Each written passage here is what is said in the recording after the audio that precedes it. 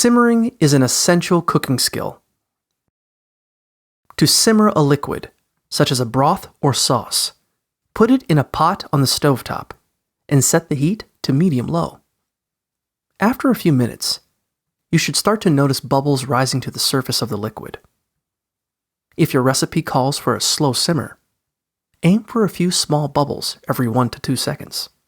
For a rapid simmer, also known as a slow boil, look out for a continuous stream of small bubbles that release steam when they pop. If you have a cooking thermometer, check for a temperature of around 185 to 205 degrees Fahrenheit, 85 to 96 degrees Celsius.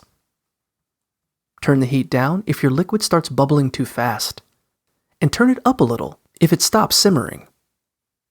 You'll probably need to adjust the heat anytime you add new ingredients to the mix.